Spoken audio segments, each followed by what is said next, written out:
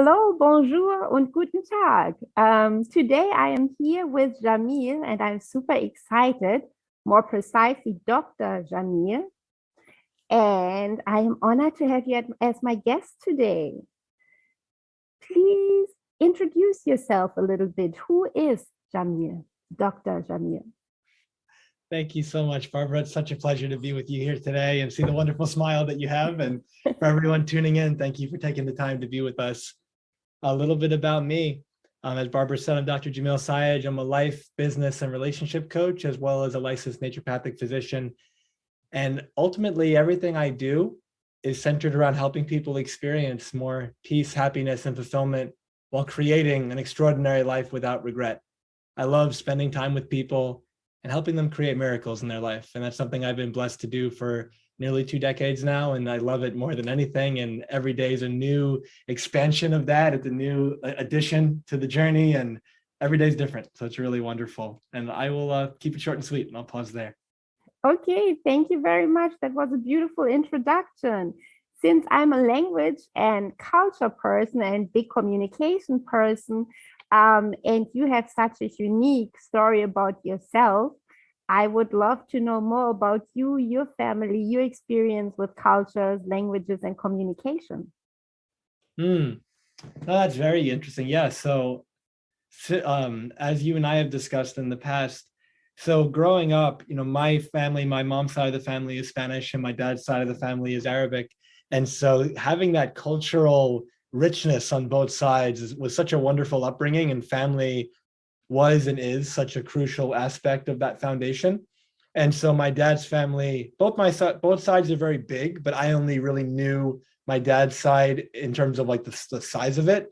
My dad's side of the family, my dad was one of 8 kids, and they all had like 8 kids, except for my dad and mom only had my sister and I. And so second cousins, third cousins, and so on. So there's like 40 to 60 cousins at like every party, and uncles and aunts. So a family party is like 200 people. And it was always, so beautiful. And the cultural side of it was fantastic. And the music and the food and all these different things, but then also having the Spanish side as well and getting to visit that side of my mom's family, and different, but just as beautiful, in a different way. And so growing up, I felt very fortunate to have the 2 different sides, different cultures, but both of them were deeply rooted really in love and in family. And so that just definitely shaped me to a large degree. And I think I'll pause there. Like the food, the music, the liveliness of my mom's side of the family is always dancing, always having a good time. And yeah, it's a beautiful way to live.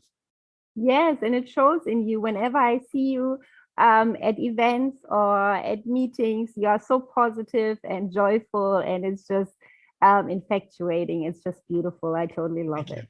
Thank you so much. Yes. And if I would ask you something that you might be misunderstood, is there anything where you feel like you are misunderstood ever? Where people perceive you? Yeah. I think that's an interesting question. So I think that I'm going to answer that from a deeper level than I initially thought I was going to. I think that I can't not be misunderstood. And I think that applies to all of us. And the reason I say that is, in my experience, everyone lives in their own world. Everyone lives in their own reality. And the reason is because we don't experience life the way that it is. We experience life the way that we are, because we each have our own filters, our biases, our conditions, our programming, if you want to call it that, our belief systems. And we have a certain way of seeing the world. And so when someone, using your question, aimed at me, when somebody experiences me, they don't actually experience who I am. They experience their projection of who I am. They experience how they perceive me to be, which can be very different from the real thing. And so I think that's a very interesting way to look at it, because in a way, you will always be misunderstood no matter what. And if you make that a problem, then that's going to be a problem for you.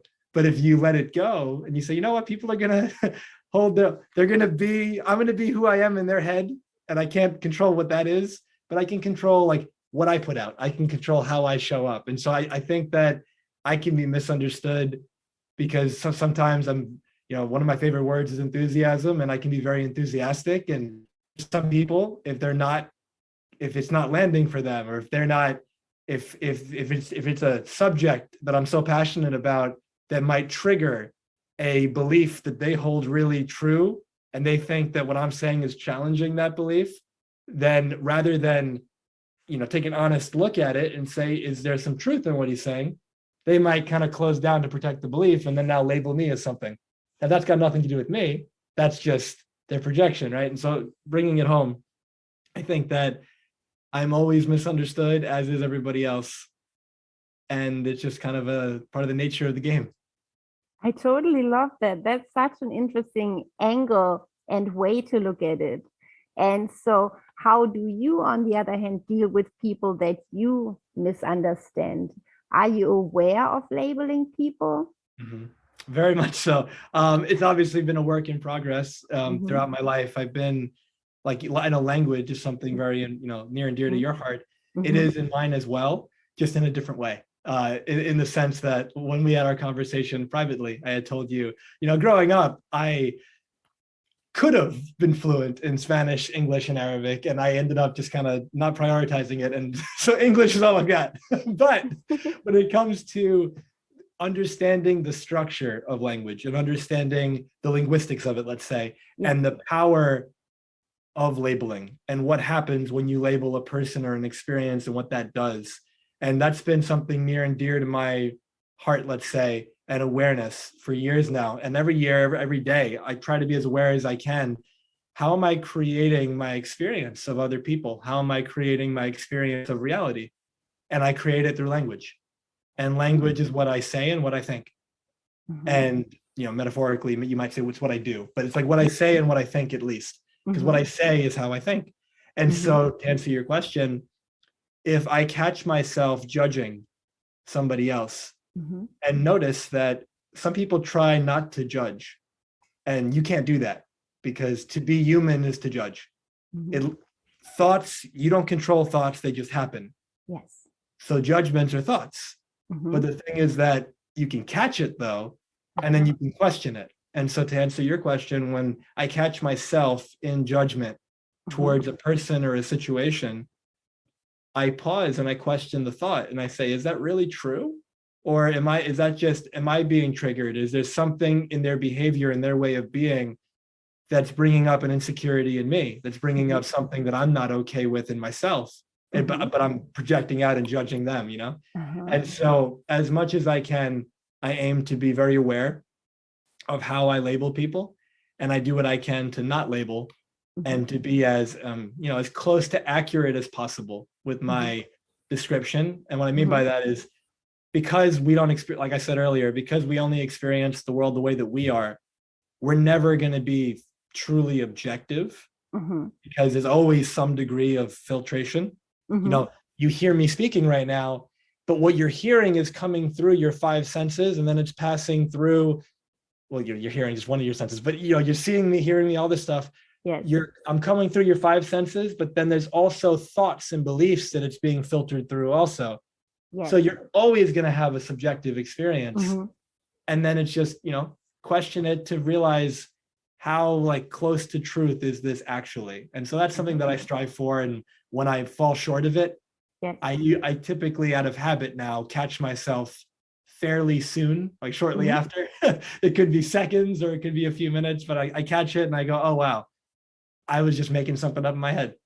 That's not true. And then I unravel it, and then I come back to peace with it or the person. That's wonderful. And I can relate to it also because, like you said, we see language in a different way. And when I heard that you had all those languages growing up, I felt like, what a pity. Why would he not, right? He has Spanish there, he has Arabic there. Arabic is so difficult to learn. And so to learn it as a kid just by babbling, that's like heaven, and I would be like, oh my God, if I could have babbled my way into Arabic, I would be so happy. You know what I mean?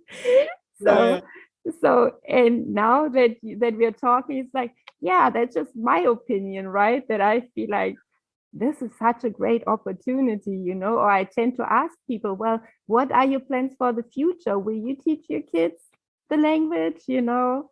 Because to me, it is so important. Or people always ask me because I'm a language person. It goes the other way around too, right? Like, so you are a triple language master. What do your kids speak? Do they speak everything?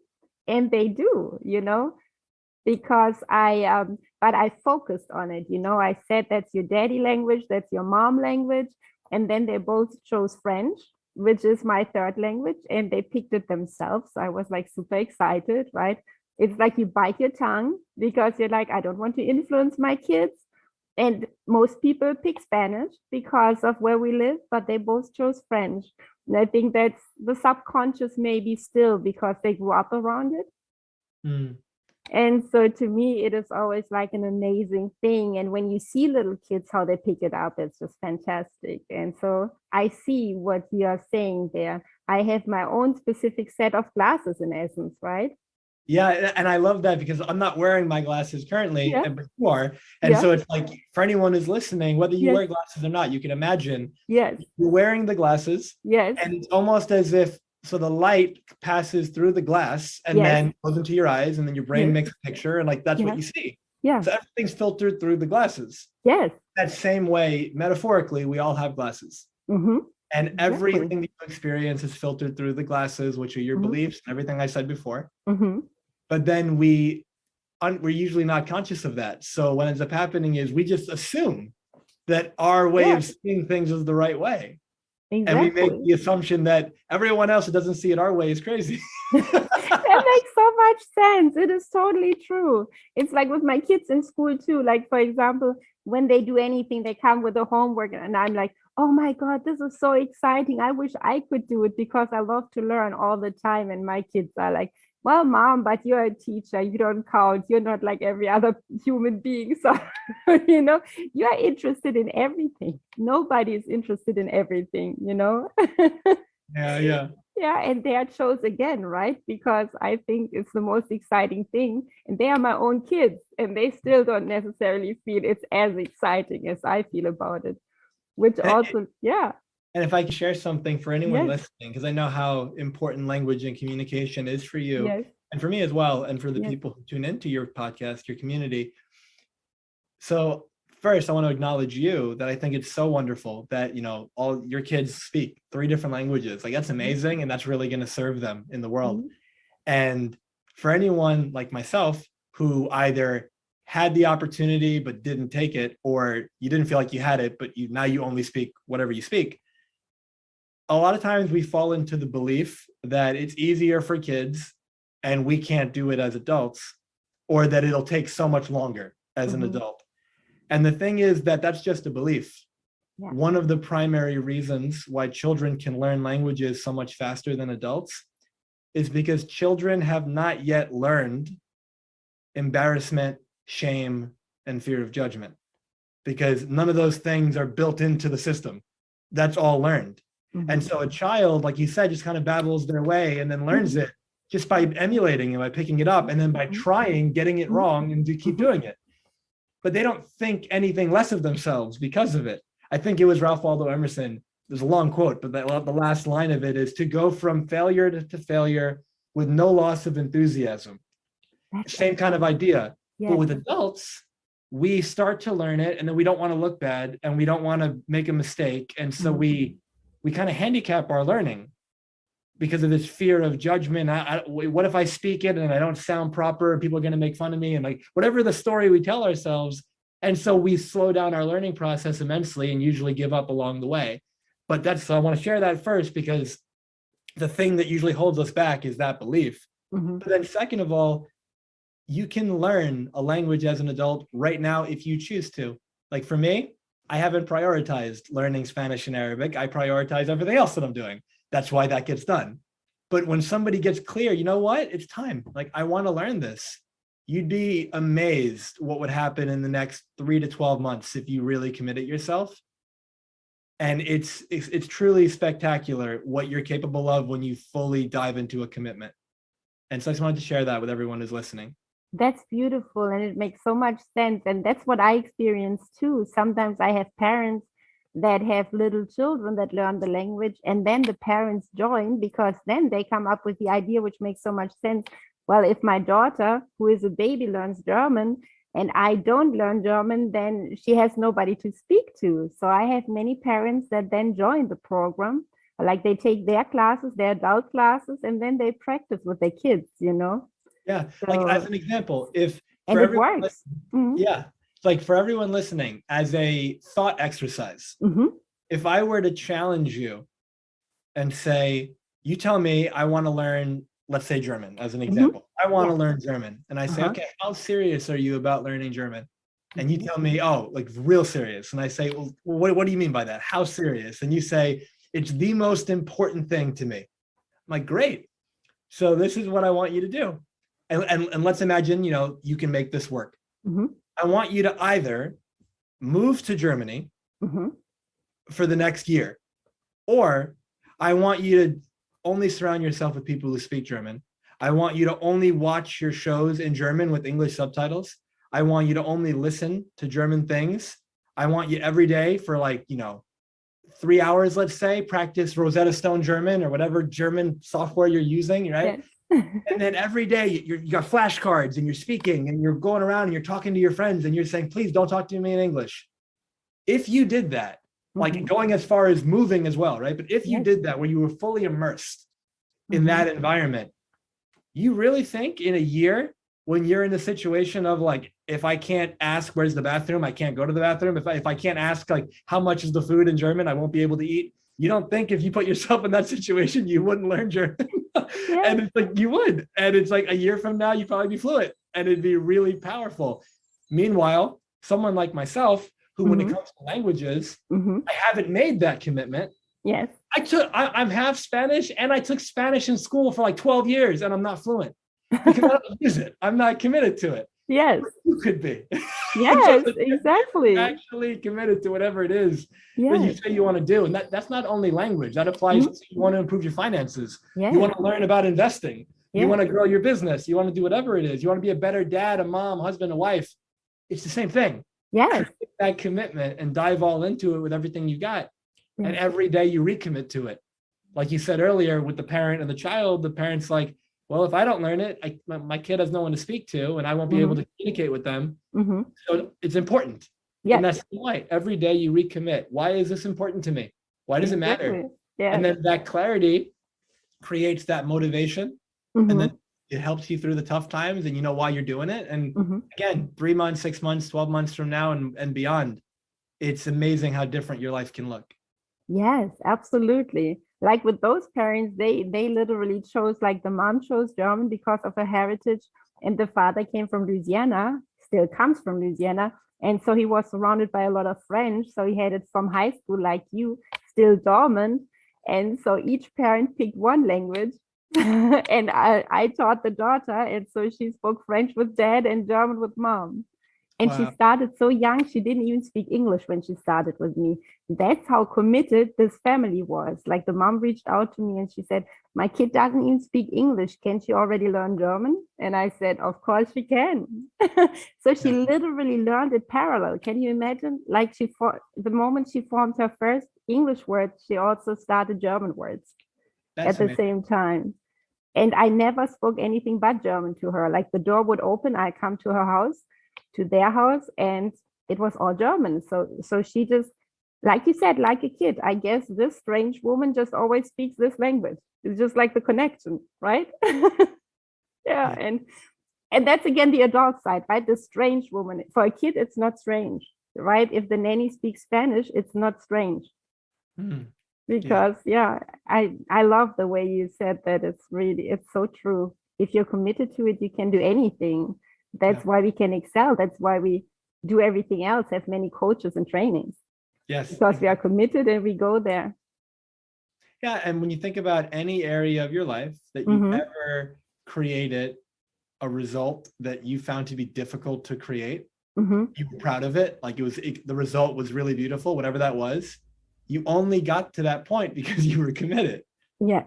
Otherwise, you would have given up along the way. Yeah. And usually when you get to the metaphorical top of the mountain of Mm-hmm. whatever you're doing, Yes. when you look from the top, you go, wow, that was at times really difficult. There were so many moments, maybe I felt like turning around and giving up, and like using the hiking metaphor, it's like my feet hurt and all this stuff, and my hiking pole broke halfway up, all this stuff happened. But now I'm on the top and I'm looking at the view, and wow, was it worth it? Like, wow, I'm so proud of myself that I stuck through it.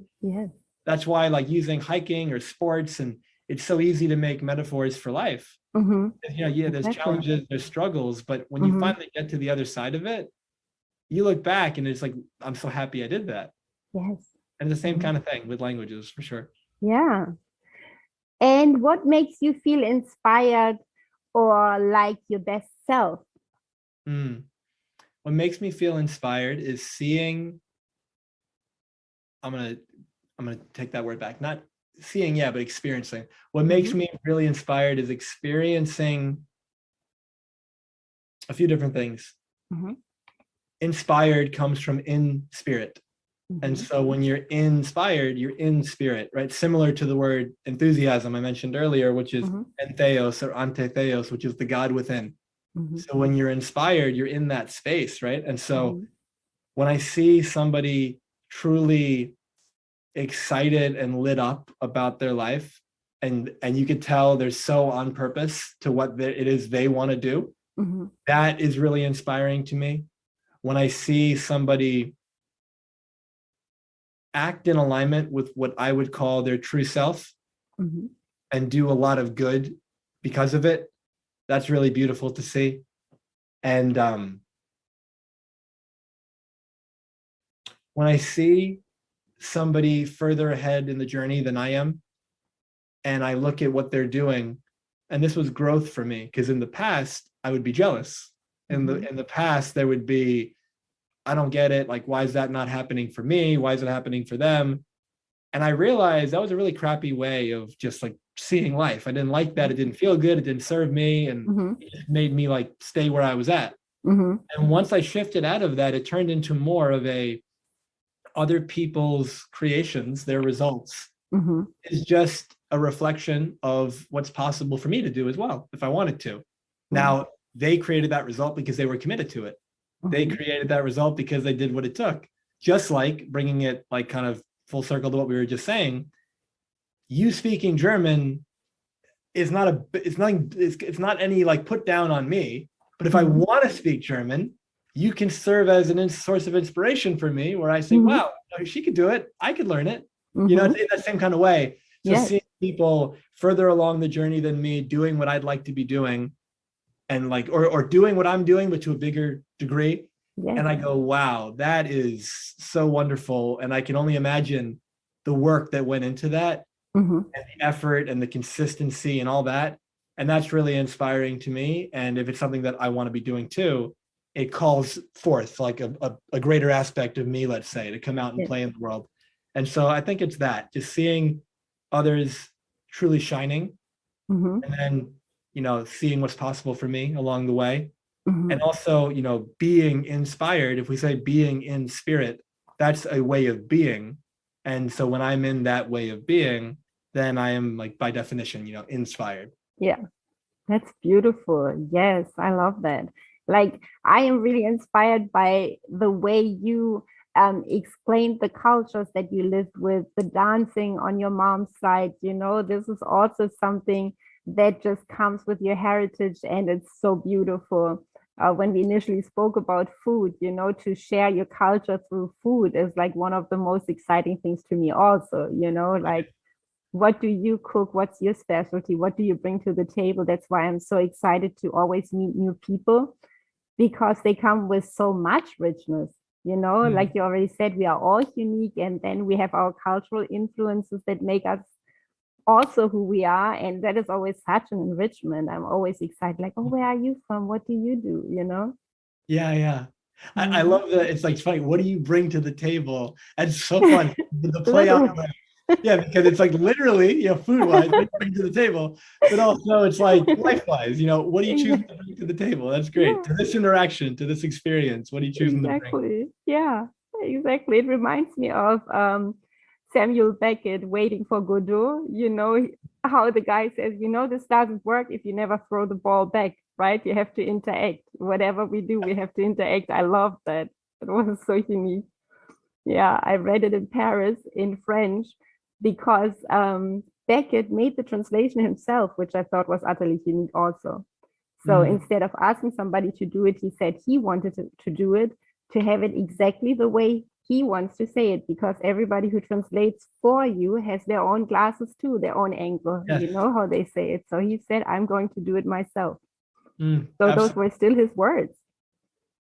Yeah, it's funny. It's inspiring to me because last time I read Waiting for Godot, I was in high school, I think. And so I haven't read it since. And I remember aspects of it, but I might want to revisit it. Yeah. Because like sometimes there are like those little lines in the book that just stay with you. You know, to me, it made so much sense. So I tell my kids often too, you know, if you go somewhere, well, you have to exchange, right? Give and take one way or another, you know, to help each other, because that's what we all want to do, benefit each other. Yeah, and using it as a life metaphor. Yeah. You know, life is give and take as well. Yes. And what I mean by that, you know, on the one, and this is where like kind of the language side of it comes in. On the one hand, you are life. Yes. You're not separate from it. And so a lot of people think that there's like nature and then there's me. You're not just in nature, you're an expression of nature, right? So it's all one. But but from the separation perspective, there's me and then there's like life, internal and external. And from that vantage point, whatever I want, I have to give first, which is in the doing, is in the action, in order to have the effect. It's cause and effect, right? And so when people think, you know, what am I doing right now? What am I giving in order to receive? You know, if I throw the ball up, I'm not responsible for causing it to come back down. It'll do that on its own. Yeah. But if I don't throw it up, nothing's going to happen. And so whatever it is that I want in life, using the language as an example, if I want to go become fluent in German or Arabic, what action am I taking to begin that process? Yes. But if I just keep talking about it, nothing happens. Yes, I had the same experience because I had people from Saudi Arabia and I taught them English, and I saw them working hard learning my language, but I was like, no, I know so many languages and this is so difficult, I just can't do it, you know? So because it is so much more difficult, but like when the ladies would meet together, everybody would speak Arabic, and so my students would have to translate for me, you know? So if I would have learned parallel to them learning English from me, my Arabic would have been better too. I have picked up things, but not half enough of what I wanted to learn, you know, because they're right there. Absolutely. Yeah. Because you can always find excuses also, right? Oh, I already know enough languages, or this language is just too hard for me. But you miss out because the culture is so intense, and I love the culture. I love to experience the ladies. And I was always, I wish I could understand more because it's just better than the translation, right? To really have the original and learn. Yeah. And to your point, we can always find an excuse. No matter what, you know, there's people listening who will say, who are saying in different aspects of their life, I don't have time. I'm too busy. I don't have the money. I don't have the ability. I'm not capable. I'm not smart enough. Oh, like I already speak enough languages, or I only speak one. I can barely speak that one. So why am I going to try to do more? Like whatever their reason, I have kids. I've got bills. I've got this. There's always something. You're never going to have a point in your life where nothing's going on. So the question is, what's important to you? Yes. And whatever is important to you, you prioritize. And as a result of that prioritization, you create forward momentum. You create results. Yes. But you can create the result, or you can create the story or the reason why you didn't create the result. And they're both your choice. And the moment you can't do everything because you don't have the time, but you can do everything that you want one at a time, and you can prioritize them and get in as many as you can. Yes. That's why I love the idea of the bucket list, you know, that people say, I have this bucket list. And I think once you put anything in writing, you already show more commitment, don't you think? I Yeah, I I want, think it definitely yeah. gives you direction. Yeah, so I think it helps a bit also, to say, okay, I'm doing this, like I decided the last 2 years were so dormant. 2022, I will do more. Like 2021, I still felt a bit like, but it's all still not perfect. Things are still not like before, but I made the conscious decision 2022, I will change it, I do more. I go out. I'm not staying dormant anymore, like not active enough. Oh yeah, I definitely felt that as well. The last 2 years on the, I'm not sure if you do this, but I work from home Mhm. predominantly. And when I was in Arizona where I went to medical school, most of Mhm. my work was out and about.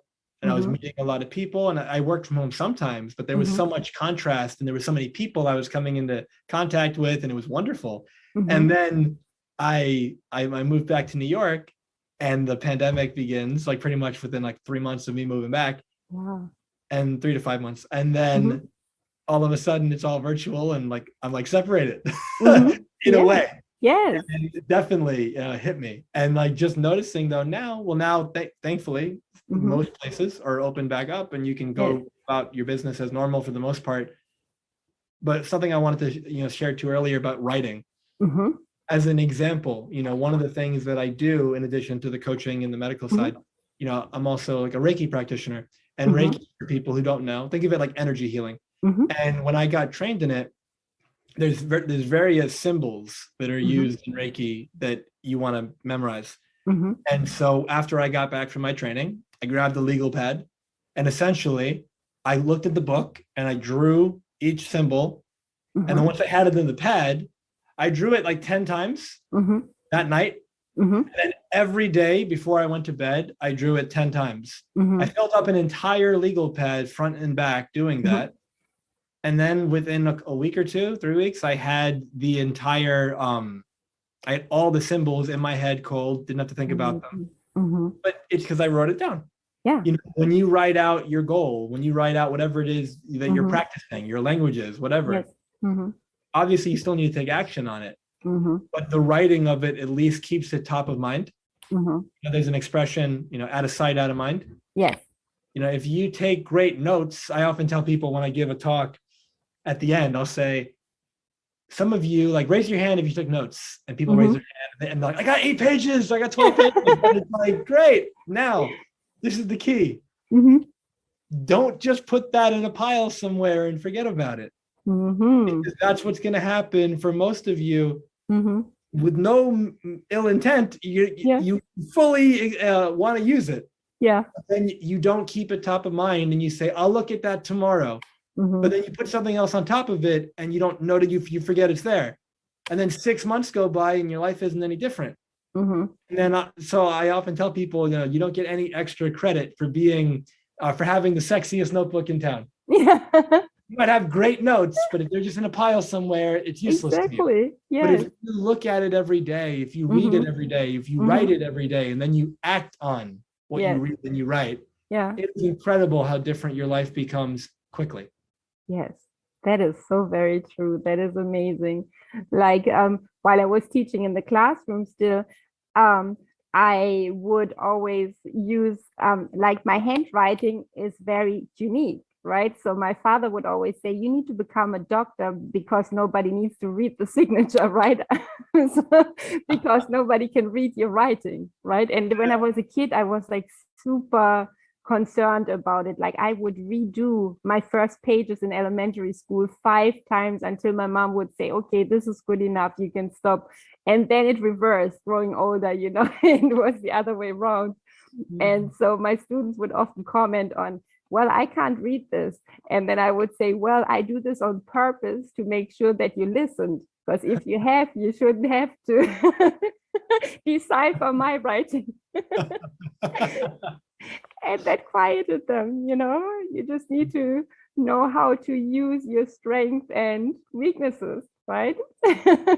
So yeah, it's really funny. And it's something because but my mind goes the same way. Like I love mind maps and then I put more and more and more. It always starts like a good picture on the board and then it becomes wild because I have so much to add on. Yeah. By And the end, it's a something, miracle. yeah, and something for the listeners to notice, and this goes back to language as well. Mm-hmm. Be aware of how we define things, right? So when Mm-hmm. it comes to strengths and weaknesses, Mm-hmm. what makes something a strength? And somebody goes, well, like, I'm good at it. Mm-hmm. How do you get good at it? And it's like, I practice it a lot. Mm-hmm. And it's like, and what makes something a weakness? It's like, oh, well, I'm not good at it, but why? Because I don't really spend any time on it. It's like, that's really the difference. Mm-hmm. Practice, there's that old expression, practice makes perfect, and it turns into like a cliche. Mm-hmm. And it's really perfect practice makes perfect, but at least practice equals progression. It's like, Yes, if you absolutely. practice, you will Yeah. get better. Yeah. And there's something to be said about focusing on your strengths, because Mm-hmm. given the nature of the world right now and how Mm-hmm. connected everything is, Mm-hmm. it's all about perspectives, right? From Yes. one perspective, you can see the world is very competitive. Yes. So from a very competitive perspective, it doesn't really make sense to focus on your weaknesses and try to make those better. Mm-hmm. Focus on your strengths and get as good as you can, because then you get further along and you kind of get ahead of other people, in quotes, Mm-hmm. right?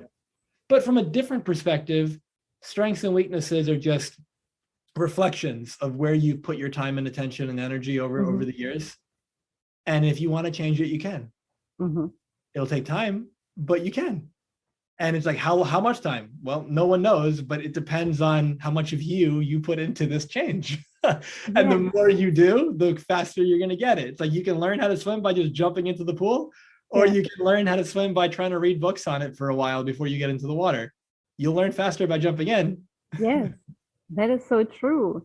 And then, of course, I'm also interested to learn more about your business, because you already said you are a doctor, but then you also use alternative things. And so how do you combine them in reality in your life with your patients?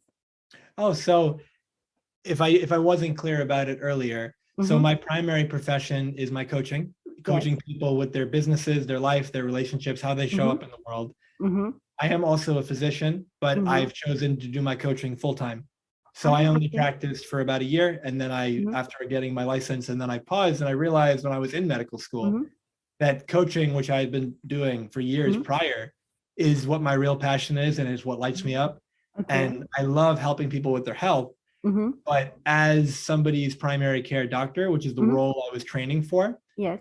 I realized, let's say 80% into the training, Yes. that it wasn't how I wanted to be spending my time. And so I incorporate the health component into my coaching when it's appropriate.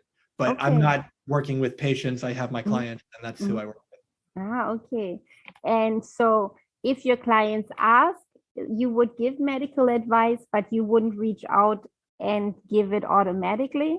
Or So I wouldn't call it medical advice, but I would say that for me, I have 12 pillars of health, and these are 12 areas that I focus on, that in my mind, they're pretty much all lifestyle changes. And in my mind, if you optimize these 12 areas, probably 60 to 80% of what you've got going on symptomatically will either dramatically improve or go away.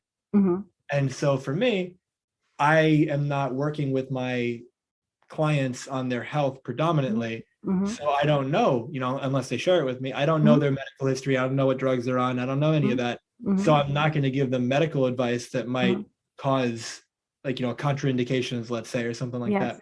But with these 12 pillars, I have some questions that I'll ask to get a background to make sure it's safe. And then at that point, it's like, okay, these are 12 things that you could just do in your day-to-day life that would likely really help you, in conjunction with whatever healthcare provider you're currently working with, making sure they're on board with it. But that's kind of the highest level, let's say, of health that I'm contributing at this point. And those 12 pillars, we can only find out about through taking your program? Well, I'd be happy to say what they are. Each one can have a whole book behind it.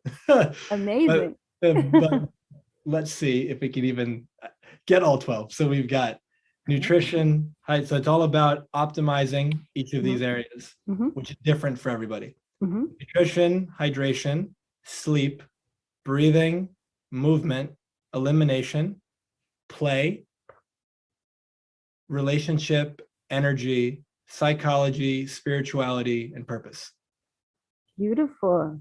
And And so, so, yeah, yes. optimizing those 12 areas, some of which happen in my regular coaching, like the psychology, the spiritual side, the purpose side, all that happens. But as it relates to and the relationship side as well, but as it relates to the more physical health component, Yes. those are things that only if the person needs it. For example, I've had people come to me, they want to grow their business, they want to make more money, and we're working on that.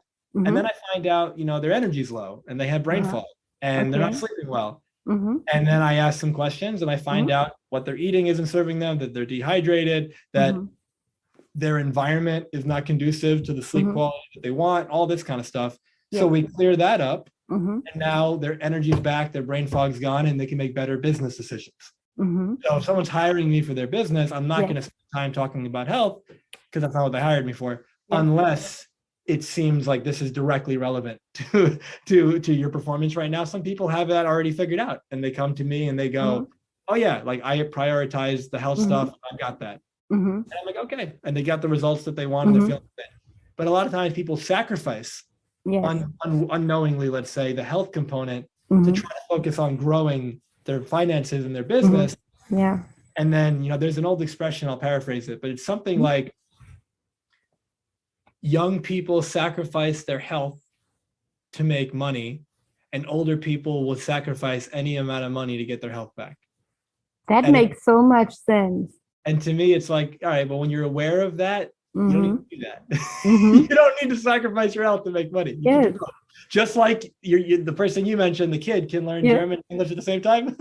You can prioritize your health and your business at the same time. There will be other sacrifices along the way. You can't do everything at once. But again, the things that are really important to you, you could absolutely do that. Yes, I can relate to it. That's super interesting. Like I feel too, since I went to college for 10 years, that I'm still less exhausted. And that's why people often also say you have so much energy, because I haven't been working so long, because many people, they started after 3 years in their profession. So you can see they already spent 7 more years working than myself when I came out of college. So that also is a big difference, right? Where you feel like, no, I still have a lot to go, I have a lot of energy because I've taken my time, I've traveled. I love those. I think sleep is one of the things that most people neglect, because you're always so busy. And because I'm doing that right now, I have a course, and we have to show accountability. So every morning we have to set our daily goal, and we have to write down how long we slept. And sometimes it really looks bad, I'm like, oh my God, this wasn't really good, but when you're asked directly, and your coach says, well, I suggest you will be honest, because I don't know how long you slept, but be honest to yourself at least, And whatever you track, you improve. And so when you start tracking your sleep, and you see really how many hours you're getting, when you're waking up, when you're going to sleep, all that, you can start to make some changes because you're really being honest with yourself. Yes, it really helps, and again, we're ending up writing down things, right? We have to journal it to get there. Yeah, this is amazing. So if people want to go to your program, how do they reach you? Yeah, so a bunch of ways we can connect. So first of all, if anyone's listening and they're thinking, I'd love to hear more. I'd love to, other content, stuff like that.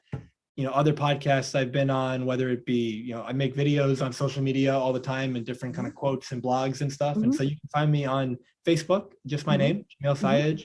You can also find me on Instagram, if you're on Instagram, which is at Dr. Jamil Sayegh, just DR and then my name. And that's where most of my content is, those two platforms. And then my website is just my name, jamilsayegh.com. And if anyone's interested in having a conversation, if there's an area of life right now that you want to grow, you want to kind of level up, you want to create some new results in, or if there's a challenge, a problem that you're dealing with right now, and you'd love some support with it, I'd love to have a conversation and see if I can help. That sounds wonderful. I will also put it up with my podcast so that people can reach you under those things. And then again, Sayegh, is a unique name too. So maybe you want to spell it too for everybody to find Sure. it better. Yep. So I'll spell the full name. So my first name is Jamil, Jam, like Michael, Il, and then Sayegh is S as in Sam, Ayegh. Perfect. Thank you, Dr. Jamil Sayegh, because I was cautious too, because I didn't want to mess up the pronunciation, because that is always bad. I practiced before and then I was like, but now I can proudly say Sayegh. Thank you so much. Yes. Yeah. Wonderful. This sounds really, really great. And I mean, there must be a lot of need for your help also, because everything changed so much. We're in this virtual world. Many businesses had to very much restructure. And so this sounds very, very exciting as a great opportunity. Yes. Yeah. At the end of the day, I found that, like you mentioned, there's been a lot of changes for sure. And at the same time, it's funny, there's a lot of changes, and at the same time, things are more similar than they've ever been, in the sense that the primary reasons people reach out to me, they have their, let's say, how do I want to call it? Their presenting reason, and the deeper reason. And we're usually not as aware of the deeper reason. So the presenting reason is, I want to grow the business, I want to make more money, I want my relationship to improve. But deeper, it's I'm not happy, I'm not fulfilled, and I'm not at peace. And that's why I started the episode with you today, or the conversation rather, by sharing that those are the primary three areas that I work on. And they take different, approaches. And so somebody who wants, more money, why do you want more money? And it's like, what do you think that would do for you? And when we keep diving into it, eventually it's like, I feel like that's what it takes for me to be happy. It feels like that's what it takes for me to have peace of mind. It feels like that's what I take to be fulfilled. And then my goal is, how can I help them have the peace, happiness, and fulfillment now while we build towards whatever they want, versus having to build towards it so that you can potentially maybe get it later, which never works. It never works. Yes, that is very much encouraging also, because sometimes it reminds me of your mountain that I also love in your background still, that you feel like, oh my God, there are those three intense topics, the underlying topics, and it's a huge mountain to climb. But if you say you can start in the beginning, then that makes it so much easier to approach, because sometimes you have commitment, like we spoke about earlier on, but if it seems like the mountain is so high, it can be overwhelming simply, So I love that you say you pick the people up right there where they are, Absolutely. and start with them. Yeah, it's real easy to get discouraged, because like you said, if the mountain is so seemingly enormous and climbable, and you're going to try to mount it, then it's going to take some time. Yeah. Sorry, someone's driving by. But when the mountain seems so high, you can get discouraged. And cur is Latin for heart. Cur is the root, courage. And it's like, so when you're discouraged, you're disheartened. So when you're disheartened, it's like, what's the point? Yeah, exactly. But if you can reconnect to that happiness, that peace, that fulfillment first, which is always in you, not outside of you. And when we can connect to that place en route to where you want to go, it just makes the journey so much more enjoyable. And it also increases the likelihood you'll get there. Because if you're coming from that place of, the metaphor I like to use is like with my hands, if A is where you start, like the alphabet, and Z is where you want to get to, if the whole time you're thinking, when I get to Z, I'll be happy, the whole time from A to B to C and beyond, you're thinking, I'm not there yet, I'm not there yet, I'm not there yet. And that doesn't feel good. Like you said, exactly. It's really easy when times get difficult. You have a really big challenge when you're at K. And then when you get to P, you fall down. And then you're at Q and you're like, can I really do this? It's so easy to give up. Yes. When you're not seeing the progress and the results, you're not really reflecting on it. Because when you're at, let's say, D, and your mind says, I'm not there yet, you're overlooking and undervaluing the progress that you made from A to C. That So makes a lot of sense. If I want to learn a new language, yes, and my goal is to be fluent, yes, I've been practicing for 3 months. Yes. Well, let's say I'm not fluent yet, Mm-hmm. but do I know way more than I did 3 months ago? And assuming Yes. I've been practicing and Yes. using it, like, yeah, there's phrases I know, there's things I can say, I can count maybe, I know the alphabet, I can write Yes. some stuff. Yes. That's beautiful. And there's Mm-hmm. massive progress there. Mm-hmm. And you can celebrate that along the way. It changes everything. Yeah, so in essence, we need to enjoy the journey also, right? Like Absolutely. this, Yeah. it doesn't feel like it's a bit like this half glass, the glass half full or empty, correct? Like if I'm the positive person and I'm like, well, I've learned this, I've learned this. So how do you keep your clients encouraged? Mm. So when you think about the journey, Mm-hmm. in a way, it depends on how you want to like language it. There's either one journey or Mm-hmm. there's multiple mini journeys Uh-huh. on the main journey. Mm-hmm. If you just look at life as a journey, Mm-hmm. then your whole life you're on the journey. So you never reach the destination. Yes. But you have kind of like milestones along the way.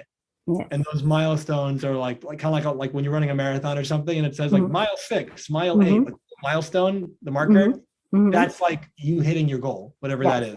Yes. But then once you hit your goal, what happens? Mm-hmm. Well, the journey goes on. And Yes. so you set another goal and now Yeah. you do something else. Mm-hmm. And so that is like, as it relates to the journey, you said, how do I keep my clients encouraged? Is that what you said? Exactly. With the heart that we have encouraged, right? Yeah. And So so how do you keep it? there's going to be a different way of doing it with everybody. Mm-hmm. But I think in general, Mm-hmm. big picture, Yes. really keeping people connected to why they're doing what they're doing in the first place and Mm-hmm. why it matters and who's counting on them and Mm-hmm. how their life and the life of the people that they care most about would be better Mm-hmm. as a result of them succeeding, as a result of them, pushing forward anyway. Mm-hmm.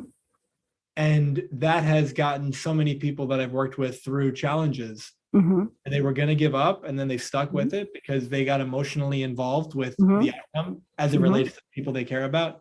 Yes. I find that most of us will do far more for the people that we care about than we Yes. would just do for ourselves. Mm-hmm. And so, excuse me, there's an Abraham Mhm. Lincoln quote where Mhm.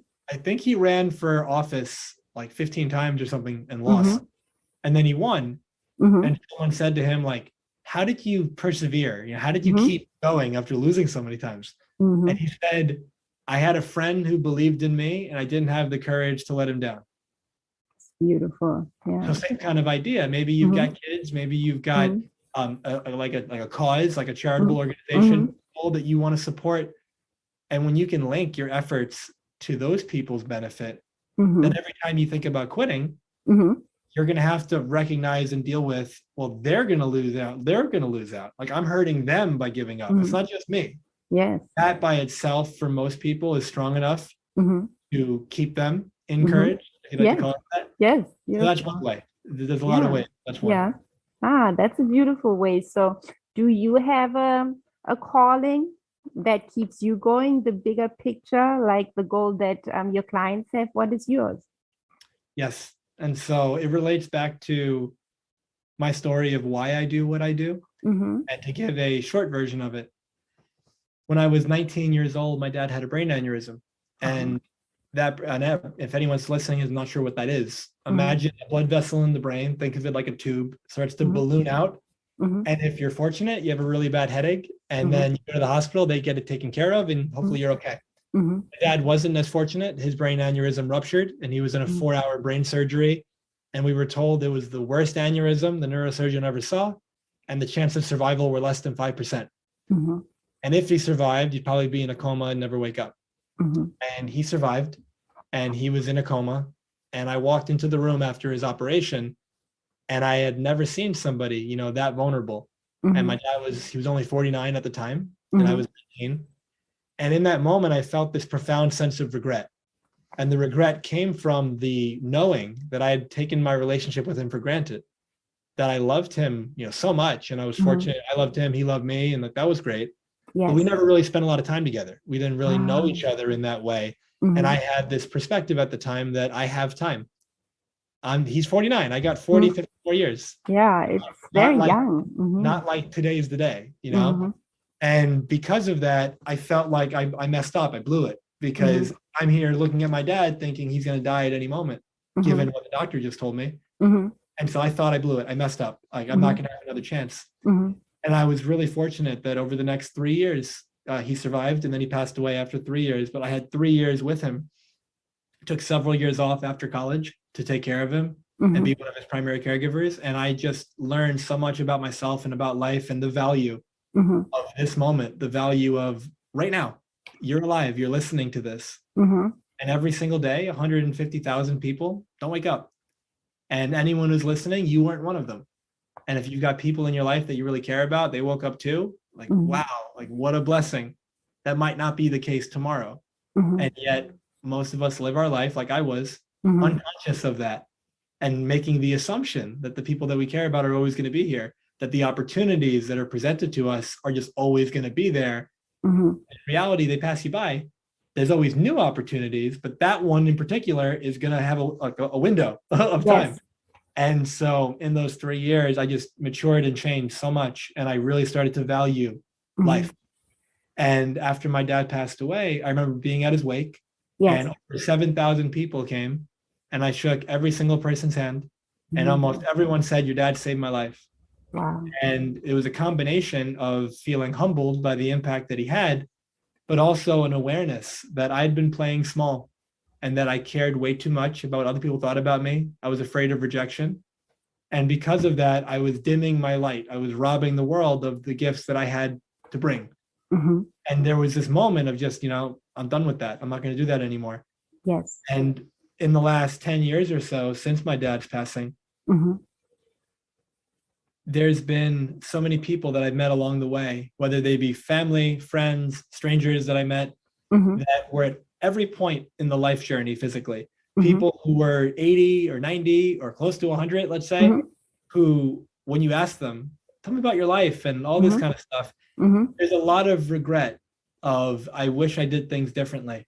And then there's people who are, let's say, in the younger side of the spectrum, teenagers, 20s, 30s, and their perspective is, well, I don't really know what I want to do, so I'm just going to do this thing that my parents or that society or my community thinks I should do, even though it's not necessarily resonating with my heart. And then maybe it pays well, or maybe it doesn't, but either way, there's like this expectation that we live into. So we stay doing something that's not really for us. Because we don't want to disappoint other people. And then there's that middle ground of people in their 30s, 40s, 50s, 60s. And that group, it's like, well, I've been doing whatever I've been doing for whatever period of time, and I'm too deep into it now, so I can't stop. And that's also a story. And that's a belief that's not true, but they make it true. And they'll say, oh, it's too late for me. You can't teach an old dog new tricks, like whatever crap they believe. Exactly. Like I say that because they're holding themselves back unnecessarily. And it was just this moment of, I want to help people create an extraordinary life without regret. I mentioned that in the beginning, and that's why. The extraordinary life is a life on your terms. A life that by your own definition is extraordinary. That if you went to sleep tonight and as your head hit the pillow, if you found out you weren't going to wake up tomorrow morning, could you in reflection go, wow, what a life? And could you fall asleep in peace? Or would you be panicking, thinking, oh my God, there's so many things I still have to do? Most people are afraid of dying because they recognize at some level that they're not really living. And so when you recognize at some level you're not really living, you're afraid of dying because you think, I still have so many things I need to do. But when the fear of death is overcome, you come from that space of, what, I could die today, I could die tomorrow, but I'm awake right now. Like, let me live, right? Let me truly love. And then without the regret part, I never want anyone to experience like any variation of what I experienced in that hospital room. And I thought that I really had messed up. And then, every day for that next year and a half, I went to bed every night wondering if that was the last time I was going to see my dad. Because we didn't know we were going to get 3 years. Every day was, this might be it. And then I woke up every morning thinking, was that all a dream? And I wasn't sure like what was real, And so for me, like that's my cause, like helping people create that extraordinary life without regret, helping end suffering for as many people as I can by helping them see where the source of suffering actually is us. Suffering is suffering is the judgments that we have about pain. Yes. Mhm. And Yes. so suffering is created by us. And so when Mhm. we recognize that there is an end to suffering, and Mhm. I've spent over a decade studying all the different world religions, and Mhm. they all have their variation of talking about that. And it's just Mhm. when you can come to that space of happiness, peace, fulfillment, you're living that extraordinary life without regret. Mhm. It's like, that's what it's all about for me. Like, I don't see anything greater you could be doing with your time. And when you Yeah. do that, that'll look different for everybody, Yes. whether it be, the people that you're serving, how you're showing Mhm. up in the world. Mhm. But at the end of the day, you're living like the greatest version of your life that you could be living. And when someone's doing that, bringing it back to what we said before, Mhm. that inspires me. That is so beautiful. Those are the perfect words to end today's podcast. It was such an honor to have you as my guest. And yes, you really shared some amazing things. And this is a beautiful vision. In essence, if we all live an extraordinary life, I love the word, extraordinary in your eyesight. I mean, it can't get any better. Then you shouldn't have any regrets. And that should make life really so glorious. Barbara, thank you so much. You have made the last hour or so fly by. Great conversation. And I hope that everyone who's listening really take to heart whatever it is you heard today, that assuming something stood out to you, whatever stood out to you, really take it to heart. It stood out to you for a reason, my belief. And, when it's like when you read a book and then you read it again after some period of time, Yes. and you get new ideas, new things come to you, and you go, was that always there? I don't remember that the first time I read it, because you weren't ready for it. Yes. So it didn't stand out. Yeah. So there's certain things that I've said that went, over your head, not in like a Negative way, but not like a negative way, but went over your head in the sense that it's not in your awareness. You're not ready for that in your journey yet. But there are certain things that they landed and you were like, wow, I need to do that. Or wow, that's spot on. Or wow, that's exactly what I needed to hear today. Yes. Whatever that was, let that in, let that percolate, act on it, and then come back and listen again, and then listen again. There are books that I've read literally 30 times, like more, whether it be audio or reading it, or as I know that I'm going to get something different from it every single time. Yes. And so in that same kind of way, I think that the time that Barbara and I spent together today, that you spent with us today, could really change your life and it could really shift some things for you if you're open to it. Beautiful. Thank you so much. It was such a pleasure to have you as my guest. And yes, I hope to stay in touch and hear and learn so much more from you, because you're really an inspirational human being. Thank you so much. It's my pleasure. Goodbye. Bye-bye.